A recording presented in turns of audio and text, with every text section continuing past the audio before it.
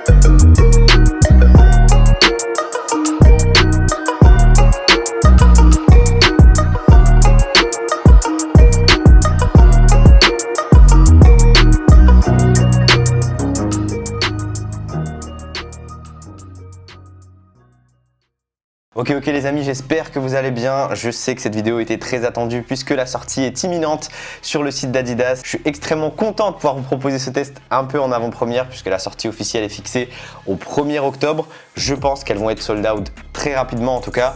Ces chaussures, elles performent plutôt pas mal sur le terrain. Je vous propose qu'on commence par se parler de la semelle extérieure et de l'accroche au sol de ces Adidas Trae Young 1 et vous pouvez voir qu'on a des motifs en chevron sur le caoutchouc de ces Adidas Trae Young, et personnellement sur les premières sessions ça avait un petit peu du mal et elles se sont faites au fur et à mesure. Et en tout cas, s'il y a une chose que vous devez retenir sur ces Trae Young, c'est qu'il ne faut pas se fier à la première impression. La première fois que je les ai portés, la deuxième fois, la troisième fois, j'étais un peu mal à l'aise, pas très confortable, l'amorti le temps qu'il se fasse, etc., etc. Et au fur et à mesure, la chaussure se bonifie et elles me font penser carrément à la Adidas Arden 4 qui était un peu sur le même ressort. Pour en revenir au sujet qui est la semelle extérieure, l'accroche au sol s'est améliorée au fur et à mesure des sessions. Alors c'est pas la paire qui accroche le plus au sol parmi toutes celles que j'ai testées, mais elle propose un niveau de performance qui est vraiment très honorable, voire dans la moyenne haute de ce qui est actuellement proposé au niveau des chaussures de basket. Alors plus les chaussures avancent dans le temps, moins on a des chaussures qui glissent, mais ces Adidas Trae Young font le job et c'est le principal, il faut que vous le sachiez. Au niveau de la durabilité des motifs, encore une fois, je ne vous le recommanderais pas forcément pour jouer en extérieur, sauf pour les joueurs qui n'ont pas forcément des gros appuis. Je pense que ça peut tenir, en tout cas pour ceux qui jouent en salle, elles tiendront une saison facile, même si vous avez entre 2 à 3 entraînements par semaine. Les motifs sont profonds, les motifs sont creux, et en vrai ça va mettre un petit peu de temps à s'user par rapport à la moyenne de ce qui est proposé, surtout sur les chaussures de basket Nike. Et si on doit faire une comparaison pour pas y échapper, les chaussures de basket Adidas sont beaucoup plus solides et durables que les chaussures de basket Nike, et ça n'a jamais été un secret. Je vous propose maintenant qu'on se parle de l'amorti de ces Adidas Trae Young 1, et comme vous avez vu dans l'unboxing, on a un amorti Light Strike qui va parcourir toute cette semelle intermédiaire avec un insert en boost qui est positionné notamment sur le talon pour apporter un peu plus de compression. Et je vous avoue, encore une fois, sur les premières sessions, j'avais un petit peu mal. Je trouvais que c'était dur, je ne sentais pas forcément le boost directement.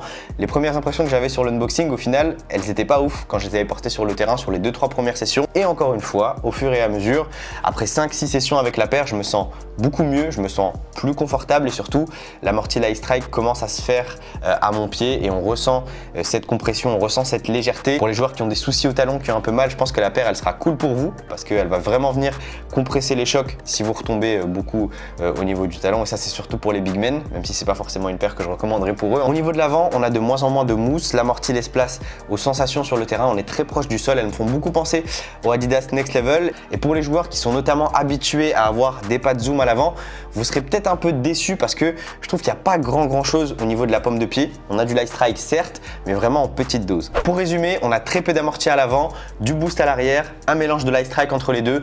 En vrai c'est pas mal, mais c'est pas le meilleur setup d'amorti que j'ai testé jusqu'à présent. Je vous propose maintenant qu'on se parle du confort de ces Adidas Trae Young, et c'est peut-être le point qui m'a le plus déçu sur la paire. Quand on voit la paire comme ça, on a l'impression que c'est un vrai chausson, on a l'impression qu'on va être coucouné, qu'on va rentrer notre pied à l'intérieur, qu'on va être le plus confortable possible. Eh ben c'est faux, on s'arrête tout de suite. Comme vous pouvez le voir, la première paire signature de Trae Young est très basse et du coup il faut quand même travailler l'aspect maintien de la paire, ce qui fait que le chausson il est quand même assez rigide et il va venir envelopper votre pied comme le ferait un garrot, ce qui fait que pour certains joueurs ça va être cool, ceux qui vont vouloir vraiment être très proches du revêtement, et pour les joueurs qui ont l'habitude de porter des paires très confortables avec des coussinets de partout, on n'aura pas du tout ça sur cette Trae Young. Je me suis pas trompé sur l'unboxing, c'est vraiment un revêtement qui est très serré, c'est à dire que si on enlève les lacets, en vrai de vrai je trouve que ça changerait pas forcément grand chose. La paire est serrée de base, je pense qu'elle va mettre du temps peut-être encore une fois à se faire, que le revêtement puisse s'élargir en fonction de mon pied. En tout cas aujourd'hui c'est pas encore le cas. Toujours au niveau du confort, on va passer un petit shout out au designer de la Triangle qui a positionné un petit renfort en daim sur le coup de pied pour pouvoir prévenir quand vous serrez vos lacets au maximum.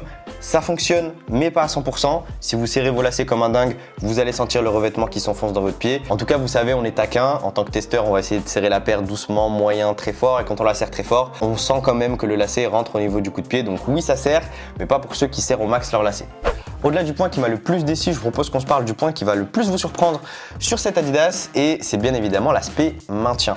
Quand on regarde cette paire, elle est très basse, la malléole est complètement à l'air libre. On vient de se parler du confort où on s'est dit que la paire était plus ou moins serrée. On a les renforts sur la semelle extérieure avec le Light Strike qui remonte, qui va apporter un maintien supplémentaire. En tout cas, j'ai jamais senti mon pied vaciller, je me suis toujours senti bien dans la paire, en sécurité. Alors, je sais que c'est toujours compliqué quand on a des paires qui sont très basses, mais sachez que la taille de la paire n'influe en rien sur votre maintien de la cheville. Ça va jouer au niveau du talon, au niveau du support qu'il va avoir à l'arrière de la chaussure. Et sur cette paire, c'est pas le renfort le plus intense, mais on est quand même sur un truc qui est assez solide. Donc pour l'instant, et c'est mon avis personnel, je valide le maintien de cette Adidas Triangle à 90%. J'en ai parlé rapidement, mais il n'y a que 2 passants à lacet. Donc encore une fois, avec ou sans lacet, peut-être que ça apporte quelque chose en plus. En tout cas, moi, j'ai pas vu la différence. Je vous propose maintenant qu'on passe à la durabilité de ces Adidas Triangle, et je peux vous dire que je l'aurais pas fait de cadeau. J'ai joué qu'en salle, sur un terrain propre, mais je les ai portés sur des sessions intenses, de longues heures. Vous pouvez voir que le revêtement et les couleurs sont encore cool, mais il y a quand même quelques petites traces de fatigue, notamment sur l'intérieur du pied, où on peut voir que la paire commence à s'abîmer sur le Light Strike. Pareil au niveau des traces d'usure sur la semelle extérieure que vous pouvez voir juste ici. Pareil au niveau de la semelle intermédiaire, on peut voir le Light Strike qui va venir s'affaisser un petit peu, on voit des petites lignes, des petites fissures. Je me suis même arraché un petit peu la paire sur la partie extérieure du pied. Alors je sais pas si c'était quand j'avais enlevé ma chaussure ou sur un mouvement brusque, en tout cas c'est peut-être pas la paire la plus durable. En tout cas, ce que je trouve grave cool, c'est que les empiècements en daim se bonifient avec le temps. J'ai l'impression que au plus je vais la porter, au plus ça va donner un peu cet effet ancien et au plus ça va donner du style à la paire. Donc on va dire que je suis mi-satisfait. Autant sur l'amorti Light Strike, on peut vite voir que la paire est fatiguée et ça c'est dommage parce qu'au bout de 6 mois, on aura vu qu'elle aura fait de la route. Bon, il est temps de peser ces Adidas Triangle. Je vous propose qu'on les mette sur la balance et attention, elle pèse 419 grammes, disons qu'on est sur la moyenne de ce qui est proposé sur les différentes chaussures de basket sur le marché. À aujourd'hui, on ne pourrait pas la cataloguer comme une chaussure légère. Vous avez vu sur les anciens tests que la KD, la PG étaient aux alentours des 350-360 grammes. Là, on dépasse les 400, donc on est pile dans la moyenne de ce qui est proposé. On verra si on revoit la moyenne à la baisse puisque les paires sont de plus en plus légères. En tout cas, RAS sur la paire, elle est ni trop légère ni trop lourde. Il est temps qu'on se parle du prix et pas de suspense, ces Adidas Triangle sont proposés au tarif de 130 €. Pour une première chaussure signature, je dirais que c'est quand même au-dessus de la moyenne. Alors, la qualité de fabrication est cool, la paire est cool, elle est plus ou moins performante sur le terrain, donc ça, c'est que des bonnes nouvelles. En revanche, je trouve le prix un petit peu au-delà de ce qui devrait être proposé pour une première signature shoes. Rappelez-vous de Giannis, 120 €, rappelez-vous de Kyrie, 120 €, rappelez-vous même de KD, je crois qu'il était aux alentours de 120 ou 130 €. Là, on arrive sur des standards un tout petit peu élevé, c'est juste au-dessus de la moyenne, hein. On se parle de 10 €, mais quand même, ça reste un prix qui est au-delà de la moyenne de ce qui est proposé sur le marché français. Je ne sais pas si aux États-Unis elle est à 130 $ ou 140 $, en tout cas en France, elle sera bien proposée à 130 € dès le 1er octobre sur le site d'Adidas et chez les différents revendeurs français. Donc si je dois vous faire un verdict point fort, point faible sur cette Adidas Triangle, disons qu'au niveau des points forts, on a dans un premier temps l'accroche au sol, qui est vraiment l'un des points que j'ai kiffé sur cette paire. Le maintien, malgré le fait que c'est une chaussure très basse, très low, on a un maintien de qualité, on se sent en sécurité sur ces Adidas Triangle et ça, je pense que ça va en étonner plus d'un. Et le troisième point fort de cette Triangle pour moi, c'est l'aspect esthétique. Regardez-moi ça, la paire est cool, la paire est swag, vous pouvez la porter sur le terrain, hors des parquets. Il y a même des gars qui voulaient porter la paire en lifestyle, donc je trouve que l'aspect esthétique de la paire pour une première signature est une réussite. Pour le premier coloris, c'est une réussite également, donc bravo Adidas pour cette réalisation. N'hésitez pas à me dire en commentaire ce que vous en pensez, je trouve que c'est une paire qui est complètement réussie. Au niveau des points à améliorer, et j'en soulignerai un seul, c'est que la paire,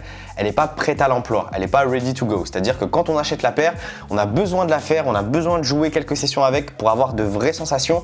Et ça, je pense que ça peut en décourager plus d'un. Je m'explique, tu vas en magasin, tu testes la paire, tu te sens pas forcément bien à l'intérieur, t'as pas envie de l'acheter et je pense que ça pourra en décourager plus d'un.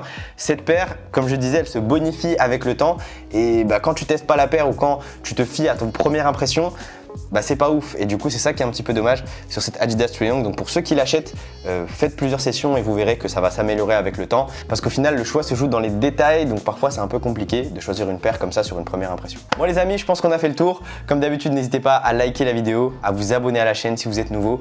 On se dit à très vite pour un nouveau test. Je vous mets le lien en description pour ceux qui souhaitent cop la paire, bien évidemment. On se dit à très vite, prenez soin de vous. Bang!